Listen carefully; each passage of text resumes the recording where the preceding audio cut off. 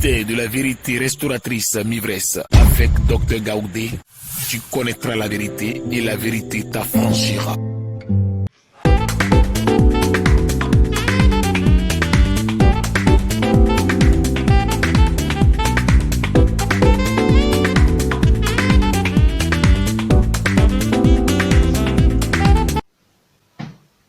Alléluia.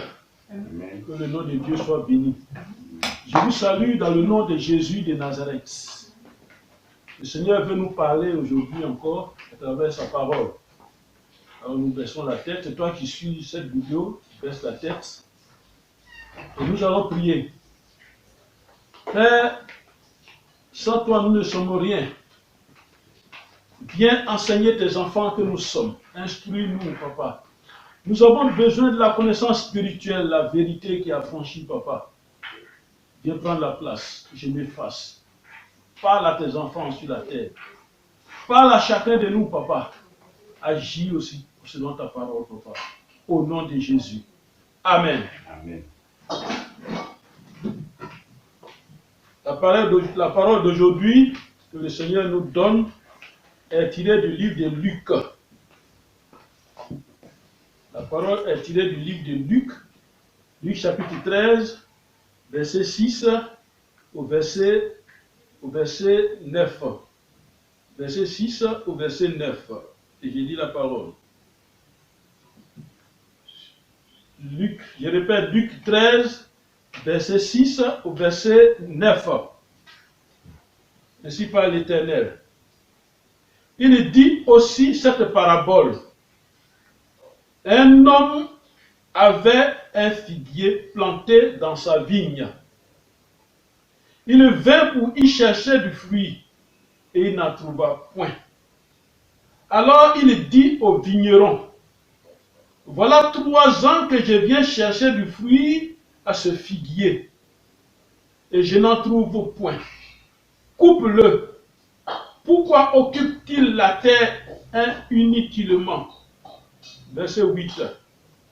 Le vigneron lui répondit, Seigneur, laisse-le encore cette année. Je creuserai tout autour et j'y mettrai du fumier. Verset 9. Peut-être à l'avenir donnera-t-il du fruit, sinon tu le couperas. Parole de l'Éternel. Parole de l'Éternel. Amen. Alors voici un texte, une révélation que le Seigneur nous donne. Une révélation que le Seigneur te donne. Et ce texte nous parle d'une parabole. La parabole du figuier stérile. C'est une parabole de notre Seigneur Jésus-Christ. Un homme avait un figuier dans son champ. Son champ, c'est une vigne. Et cet homme, il va voir le figuier. Et qu'est-ce qu'il constate? Il n'a pas de fruits. Alors que c'était la saison, il n'a pas de fruits. Alors, l'homme dit à son vigneron, voilà 3 ans que j'espère avoir des fruits de ce figuier. Mais rien. 3 ans. Chaque année, je viens de regarder, il n'y a rien. Pour comprendre, tu mets un manguier par exemple. Chaque année, il vient, il n'y a même pas de fruits. Chaque année, il vient, il n'y a pas de fruits. Il n'y a pas de mangue. Alors, il donne l'ordre de le couper. Parce qu'il occupe la place inutilement. Il donne l'ordre de le couper. Et le vigneron lui répond, Seigneur, laisse-le encore cette année. Laisse-le encore cette année. À l'avenir, il donnera du fruit. Ne le coupe pas. Cette année, il donnera des fruits. Laisse-le encore cette année. Amen. De quoi le Seigneur veut nous parler à travers ce texte-là, qui est une commission, qui est une révélation. Quelle est la révélation que le Seigneur veut nous donner? qui est le thème de notre enseignement d'aujourd'hui. Le thème, c'est cette année. Cette année. Amen. Cette année. Vous savez, les années passent, mais ne se ressemblent pas. Chaque année a ses événements. Le fait de passer d'une année à une autre nous donne la joie. Et même nous fêtons. Nous fêtons parce que nous avons vécu pendant 12 mois. Et ces 12 mois nous ont marqués. Nous ont marqués en bien comme en mal. Pour certains, il ne faut même pas parler de l'année qui vient de finir. Pour d'autres, ça peut être le contraire. Mais contraire ou pas, nous acceptons avec joie cette nouvelle année qui est arrivée. Alors, question. Comment était ton année passée? Quel souvenir elle t'a laissé? C'est pourquoi je vous conseille de voir la vidéo sur Il y a une parole sur toi. Amen. Qu'est-ce que tu traînes avec toi depuis l'année passée? Qu'est-ce que tu traînes avec toi? Il faut que les années changent pendant que... Parce que quand on passe d'une année à une autre, on évolue, on prend de l'âge, on prend de la conscience. Alors, qu'est-ce que tu traînes encore? Comment est le bilan de ton année passée? Amen. Quel est le bilan de ton année passée? Un homme normal. À cette période, en fin d'année, en début de la nouvelle année, doit s'asseoir pour se demander, en fait, qu'est-ce que Dieu a prévu pour moi, ou bien qu'est-ce que j'avais demandé à Dieu. Et puis maintenant, j'ai fini l'année, qu'est-ce qui s'est réalisé et qu'est-ce qui n'a pas été réalisé. Alors, qu'est-ce que je dois faire? Donc, j'oriente mes prières encore. Je me fixe encore de nouveaux objectifs. Ce qui n'a pas été réalisé, les bonnes choses que j'ai demandées qui n'ont pas été réalisées. Et maintenant, c'est que j'ajoute pour la nouvelle année. Et je prie par rapport à ça, j'ai le sujet de prière. Amen. Amen. Revenons à notre test. Quelqu'un a un figuier dans son champ. Or, c'est un arbre qui a de beaux fruits. Il est dans son champ. Quand on parle de arbre fruitier, regardez, quand Jésus a guéri un malade, il dit, est-ce que tu vois bien? Il dit, je vois des hommes comme des arbres qui marchent. Amen. Amen. Quand on parle d'un arbre fruitier, on parle de toi, on parle de moi. L'année passée, quels sont tes fruits de l'année passée?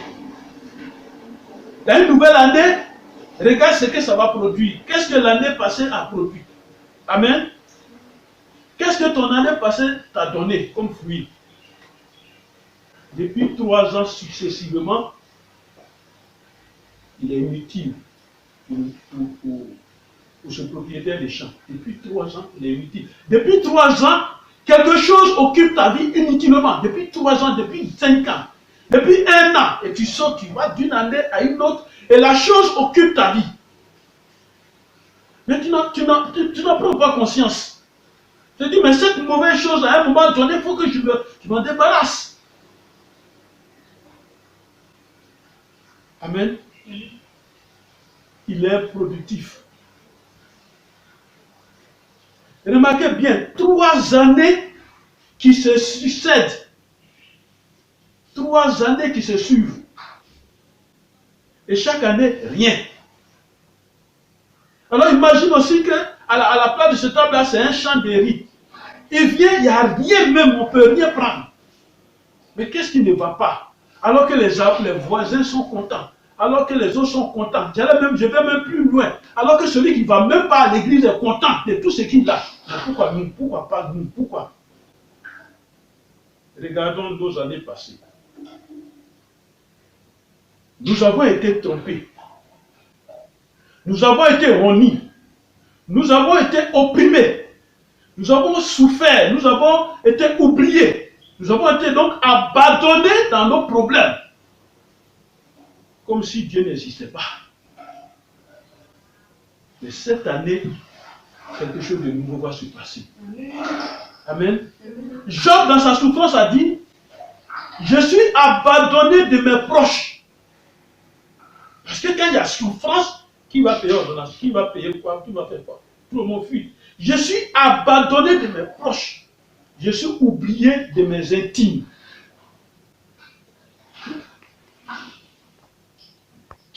Amen. Abandonné, oublié. Voilà ce que Jésus nous a annoncé. Le prophète Ésaïe a dit, abandonné des hommes de douleur. On ne fait même pas attention, on ne fait même pas cas de lui. Et quand on le voit, on détourne le visage. C'est ce que Jésus a vécu. Pourquoi ça nous arrive d'année en année, et ça continue. Et tu as traversé des épreuves l'année passée. Alors écoute cette épreuve. Allons dans Genèse 22. Prenons le livre de Genèse. Genèse chapitre 22. Verset 1-2. Écoutons la parole de Dieu. La parole de Dieu dit, après ces choses, Dieu mit Abraham à l'épreuve. Et lui dit, Abraham, il répondit, le voici.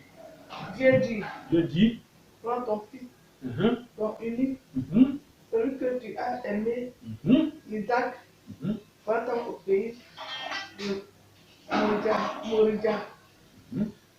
Et là, offre-le en holocauste sur l'une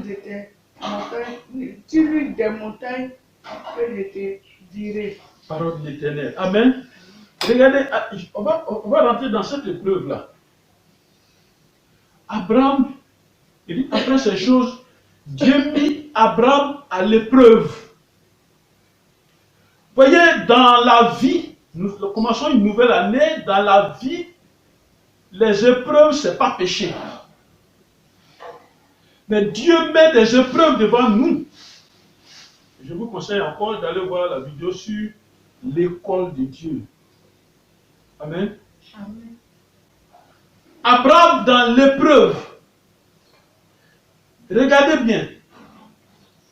Ce niveau d'épreuve de l'année passée. Regardez le cas d'Abraham. Comment ton unique, ton seul, ton enfant, ton unique a été choisi pour cette épreuve mortelle. Quelqu'un qui a avancé en âge, son unique, son seul enfant, qu'il adore. J'allais dire, mais il ne peut même pas lui porter main. Je t'apprends à Dieu, il faut donner. Alors, imaginez cette scène-là, il faut donner. Dès l'instant où Dieu a dit, jusqu'à Abraham est parti dormir pour que demain il fasse la chose, cette nuit-là, il ne peut pas dormir. Il ne peut pas dormir. Ça, c'est une épreuve. Amen. Ton unique. On a détruit ton unique l'année passée. Et la seule chose sur laquelle tu comptais a été gâtée. Et voilà. L'année est passée. Mais tu vis toujours. Mais te voilà. Ça veut dire comme une année contre 12 mois. 12 mois dans lesquels on peut passer, dans lesquels beaucoup de choses peuvent se passer. Beaucoup d'événements. Événements malheureux comme événements heureux.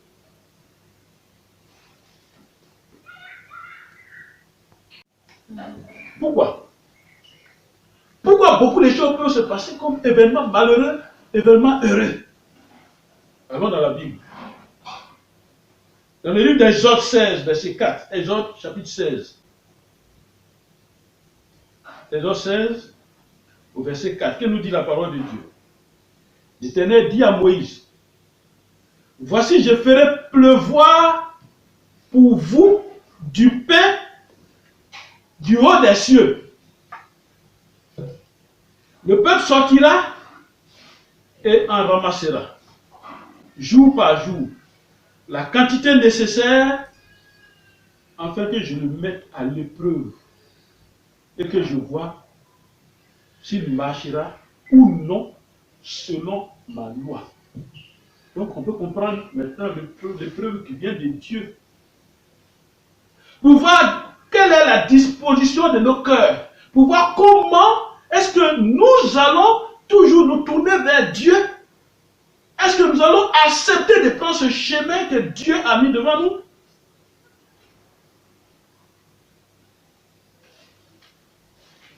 Amen. Vous savez, le Seigneur s'est délivré de l'épreuve. Il s'est délivré de l'épreuve des hommes pieux et réservé les injustes pour être punis au jour du jugement. L'année passée a eu beaucoup de cas de maladie. Mais cette année, c'est beaucoup de cas de santé au nom de Jésus. Amen. L'année passée a eu beaucoup de cas de combat, de chute et de redressement, de pertes, de malhonnêteté des hommes, des attaques spirituelles. Le combat était dur. Et la Bible dit, l'Éternel combattra pour toi, mais toi garde silence. Exode 14, verset 14. Nous devons connaître ces lois. Garde silence, l'Éternel combat pour toi. Pour dire quoi? Quand Dieu fait ton combat, n'enlève pas ta chemise dans ta colère. Dieu est toujours au contrôle.